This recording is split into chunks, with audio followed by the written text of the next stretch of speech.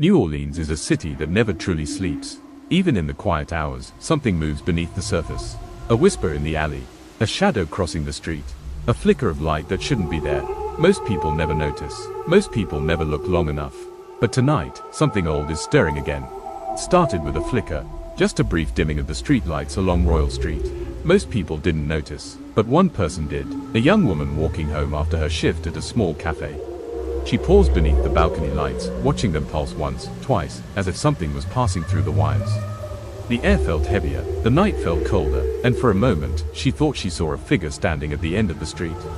Tall, still, watching her, but when the light steadied, the figure was gone. She didn't run, she didn't scream, she simply stood there, staring down the empty street where the figure had been.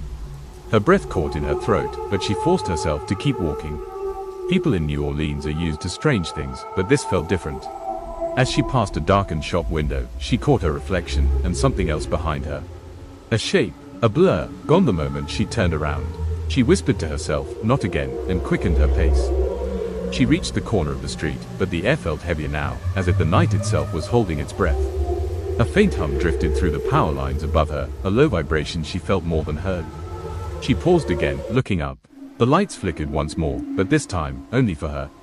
Cars passed, music played from a nearby bar, but the world around her dimmed for a heartbeat, as if someone had placed a hand over the city. She whispered, barely audible, "Not again, please, not again." She felt it before she heard anything. A pressure in the air, like the moment before a storm breaks.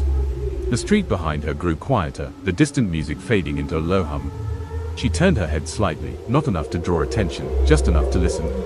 Something was there, not footsteps, not breathing, just a presence, close enough to feel, but too quiet to name. The lights above her dimmed again, softer this time, as if responding to whatever stood behind her. She didn't look back, she couldn't. She reached the next corner, and the pressure in the air eased. Whatever had been behind her, stopped. The street felt normal again. The music returned. A car rolled past, its headlights washing over the pavement. She let out a shaky breath she didn't realize she'd been holding.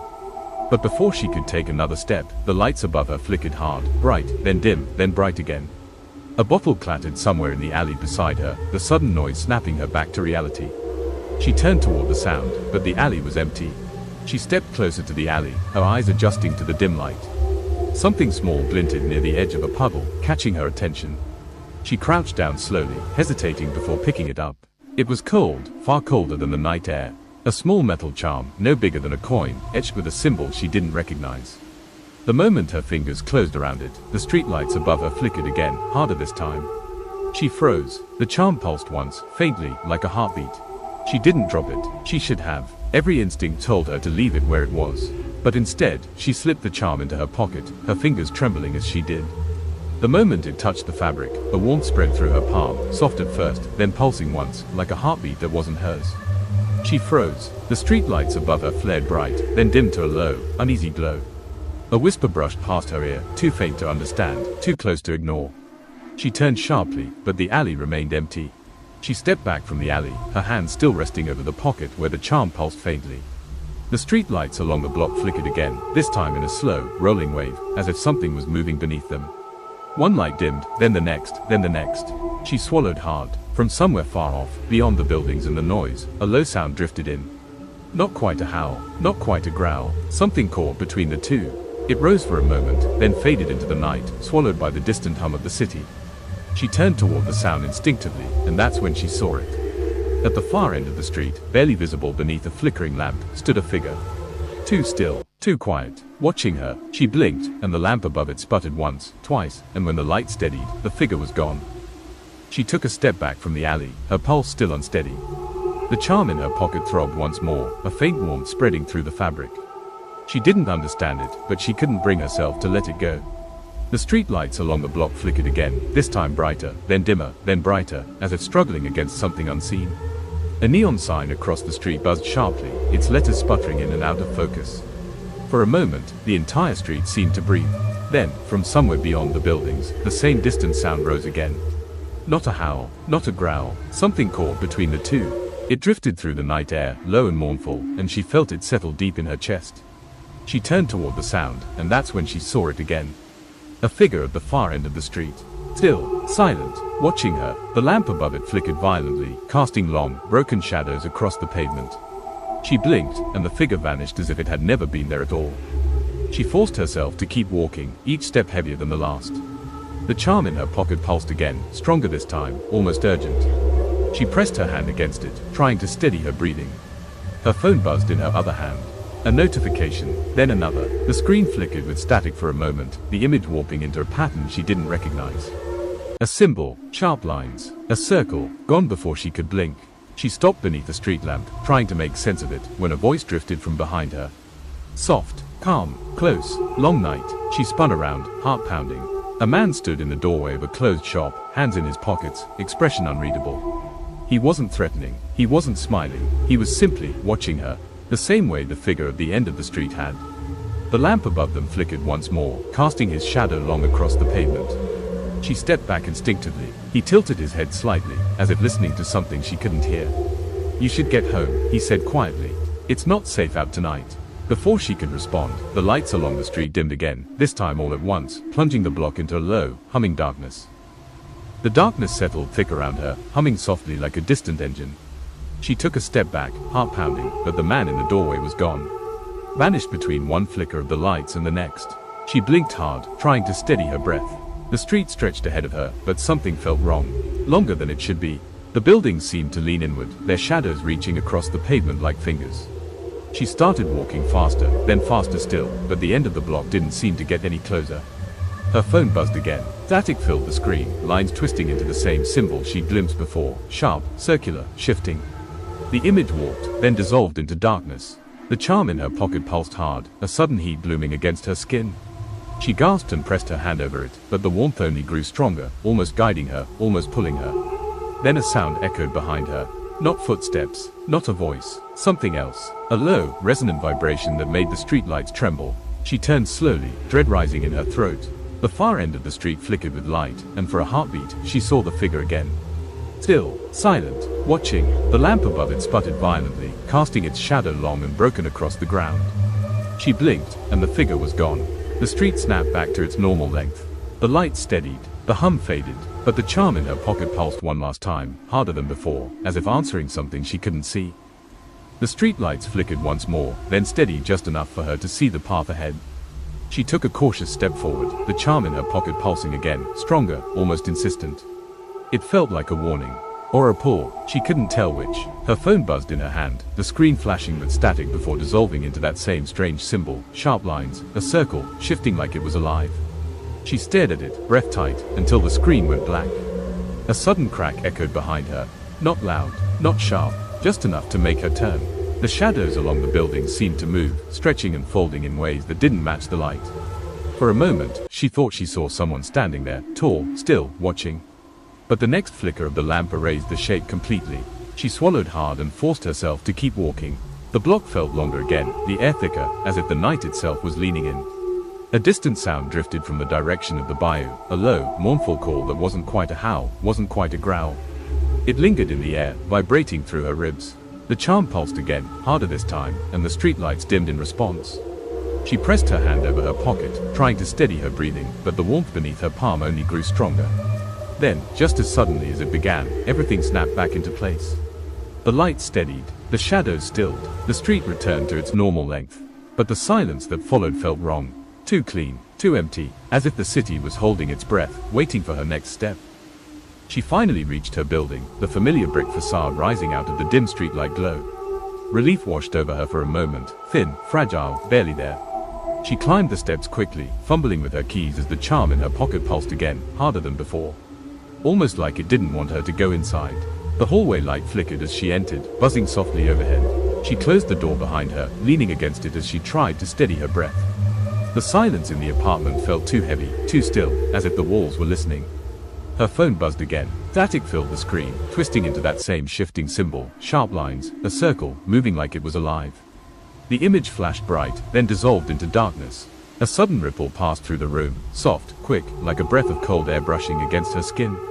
She froze. The charm in her pocket throbbed violently, heat blooming against her palm. She pulled it out, staring at the etched symbol as it pulsed with a faint, unnatural glow. Then, just for a heartbeat, the room around her flickered. Not the lights, the room itself. A flash, too fast to understand, of something else. A different place. A different time, a shadowed figure standing inches from her face. She gasped and stumbled back, the vision snapping away as quickly as it came. The apartment returned to normal. The light steadied, the air stilled, but she wasn't alone. A soft creak echoed from the far end of the hallway. Slow, deliberate, as if someone, or something, had just taken a step toward her. The creak at the end of the hallway came again, slow, deliberate, like someone shifting their weight on old floorboards. She held her breath, listening. The apartment was too dark now, the overhead light dimming to a low, trembling glow. Then, without warning, everything went black. A soft click, a hum, silence. She stood frozen in the darkness, her heartbeat loud in her ears. The charm in her hand pulsed violently, heat blooming against her skin. She tightened her grip, unsure if she was holding onto it for protection or because it refused to let her go. A whisper drifted through the dark. Her name, soft, close, too close. She spun toward the sound, but the darkness swallowed everything. Her phone buzzed in her other hand, the screen flickering to life with static. The shifting symbol appeared again, sharper this time, brighter, almost burning through the screen. Then came the knock. Soft, slow, wrong, 3 taps against the front door. Measured, deliberate, as if whoever, or whatever, stood on the other side already knew she was frozen in place, listening. The charm pulsed again, harder than ever, and for a split second the room flickered with light. In that brief flash, she saw a shadow standing just beyond the doorframe, tall, still, waiting. The light snapped off. The shadow vanished, but the knock came again. The knock came again, slow, deliberate, each tap echoing through the dark apartment. She backed away from the door, her breath tight in her chest. The charm in her hand pulsed violently, heat blooming against her skin until she almost dropped it. Another knock, then silence. She didn't move, didn't breathe, didn't dare speak. The air shifted. A soft pressure rolled through the room, like a change in altitude, subtle but unmistakable. The shadows along the wall stretched, bending in ways that didn't match the faint glow from the street outside. She stared at the door, waiting for it to open. It didn't. Instead, the temperature dropped. A cold breath of air brushed past her, moving from the door toward the center of the room. She felt it pass her shoulder, felt the hairs on her arms rise, felt the charm in her hand throb like a frantic heartbeat. Something had entered, without the door ever opening. Her phone buzzed violently, the screen flashing with static before the symbol appeared again, sharper, brighter, almost burning through the glass. The charm pulsed in perfect rhythm with it, as if answering a call she couldn't hear. A soft whisper drifted through the darkness. Not her name this time, just a single word. Finally, the whisper faded into the dark, leaving a silence so heavy it pressed against her ribs. She backed away from the hallway, the charm burning hot in her hand. The air thickened again, that same pressure she'd felt on the street now filling the room. A soft shuffle came from the far corner, too light to be footsteps, too deliberate to be the house settling. She held her breath. The darkness shifted, stretching, bending, as if something unseen was moving just beyond the edge of her vision. The charm pulsed violently, once, twice, a third time. Her phone buzzed in her other hand, the screen exploding with static before the symbol appeared again, sharper, brighter, almost searing. The lines twisted, forming a circle that pulsed in perfect rhythm with the charm. Then the light snapped on. For a single heartbeat, the room was washed in harsh white light, and she saw it. A shape, tall, still, standing inches behind her. She gasped and spun around, but the light flickered out as quickly as it came. The room plunged back into darkness. The shape vanished. A cold breath brushed the back of her neck. Then, from somewhere deep in the apartment, a soft voice whispered, "Not much time." The whisper faded, leaving the apartment in a silence that felt too heavy to breathe in. She tightened her grip on the charm, its heat pulsing against her palm like a frantic heartbeat. A soft shift of air brushed past her, cold, deliberate, moving from the hallway toward the living room. She didn't open the door. She didn't need to. Whatever had knocked was already inside. Her phone buzzed violently, the screen flashing with static before the symbol appeared again, sharper, brighter, almost vibrating. The charm pulsed in perfect rhythm with it, as if answering something she couldn't hear. The shadows along the wall stretched, bending toward her. She stumbled back, heart pounding, as the temperature dropped another few degrees. Then the light snapped on for a single, blinding second. In that flash, she saw it, a tall, still shape standing in the center of the room, facing her. The light cut out, the shape vanished, but the cold breath at her ear remained. The cold breath at her ear lingered, stretching the silence until it felt like the walls themselves were listening. She took a shaky step backward, the charm burning hot in her hand. It pulsed again, hard enough that she nearly dropped it. A ripple moved through the room. Not wind, not sound, something deeper. The shadows along the floor shifted, bending toward her like they were being pulled by an unseen tide. Her phone buzzed violently, the screen flashing to life with static. The symbol appeared again, sharper, brighter, almost vibrating. The lines twisted, forming a circle that pulsed in perfect rhythm with the charm.